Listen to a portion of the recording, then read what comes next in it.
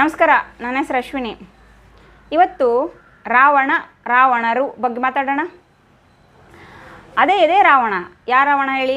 ತ್ರೇತಾಯುಗದಲ್ಲಿ ಇದ್ನಲ್ಲ, ರಾಮನ ಹತ್ರ ಬಾಣ ತಗೊಂಡು ಸತ್ತೋಗ್ಬಿಟ್ನಲ್ಲ, ಅವನೇ ಅದೇ ರಾವಣ. ಅವನಿಗೆ ದಶಾನನ, ದಶಕಂಠ ಅಂತೆಲ್ಲ ಕರೀತಾರೆ. ಅಂದರೆ 10 ತಲೆ ಅಂತ. 10 ತಲೆ ಇತ್ತ ಅವನಿಗೆ? ಗೊತ್ತಿಲ್ಲ.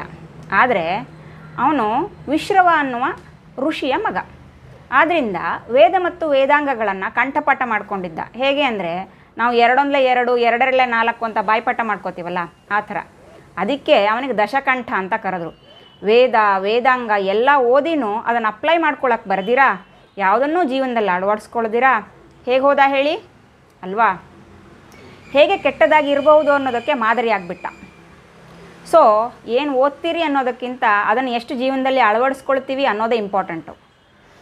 ಇವಾಗ ಇದೇ ರಾವಣನನ್ನು, 10 ತಲೆಯ ರಾವಣನನ್ನು ನಮ್ಮೊಳಗಿರ್ತಾನ ಅಂತ ಹುಡುಕಿದ್ರೆ ಖಂಡಿತ ಇರ್ತಾನೆ. ಹೇಗೆ ಹೇಳಿ?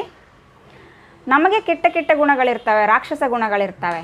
ಕೋಪ, ಅಸೂಯೆ, ದ್ವೇಷ, ಈ ಥರದ 10 ಗುಣಗಳನ್ನು ನಾವೇನು ಮಾಡಬೇಕು?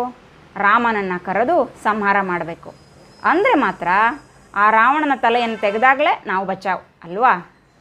ಇನ್ನೊಂದು ರೀತಿಯಲ್ಲಿ ನಮಗೂ 10 ತಲೆ ಇರುತ್ತೆ.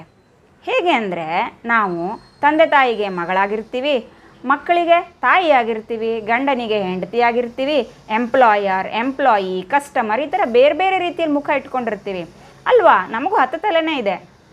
ಅಂದರೆ ಬೇರೆ ಬೇರೆ ರೀತಿಯ ವ್ಯವಹಾರಗಳನ್ನು ಮಾಡುವಾಗ ಅದು ನಿಜನೇ ಅಲ್ವಾ? ಇನ್ನೊಂದು ಕಾಮಿಡಿ ರೀತಿಯಲ್ಲಿ ನೋಡೋಣ. ಸದ್ಯ ಅವನು ತ್ರೇತಾಯುಗದಲ್ಲಿ ಹೋಗ್ಬಿಟ್ಟ. ಅಕಸ್ಮಾತ್ ಕಲಿಯುಗದಲ್ಲಿ ಏನಾದರೂ ಇದ್ಬಿಟ್ಟಿದ್ರೆ, ಈಗ ಒಂದು ಫ್ಯೂ ಇಯರ್ಸ್ ಬ್ಯಾಕ್ ಕೊರೋನಾ ಬಂತಲ್ಲ, ಆ ಪ್ಯಾಂಡಮಿಕ್ನಲ್ಲಿ ಸುಮ್ಮನೆ ಇಮ್ಯಾಜಿನ್ ಮಾಡ್ಕೊಳ್ರಿ, ಒಂದೊಂದು ಮುಖ ಇರೋರ್ಗೇ ಡಿಸ್ಪೋಸಬಲ್ ಮಾಸ್ಕ್ ಸಿಗ್ತಾ ಇರಲಿಲ್ಲ. ಇನ್ನು 10 ತಲೆ ಇರೋರು ರಾವಣರು ಬದುಕಿಬಿಟ್ಟಿದ್ರೆ ಮಾಸ್ಕ್ ಎಲ್ಲಿಂದ ತೊಗೊಂಬರೋದು? ಆಕ್ಸಿಜನ್ ಮಾಸ್ಕ್ ಬೇರೆ ಸಿಕ್ಕಲಿಲ್ಲ. ಎಷ್ಟೊಂದು ಜನರಿಗೆ ಸಿಕ್ಕಲಿಲ್ಲ ಹೇಳಿ, ಹಾಸ್ಪಿಟಲೈಸ್ ಆಗಿರೋರಿಗೆ. ಈ ಥರ ಒಬ್ಬರೇ ಜನರಿಗೆ 10 ಮಾಸ್ಕ್ ಹಾಕಂಗಿದ್ರೆ ಇನ್ನೂ ಕೆಟ್ಟದಾಗಿರೋದು ಪರಿಸ್ಥಿತಿ. ಸದ್ಯ ಅಂಥ ರಾವಣನನ್ನು ಆ ರಾಮ ಸಾಯಿಸಿರೋದ್ರಿಂದ ನಾವು ಬಚಾವಾದ್ವಿ ರೀ.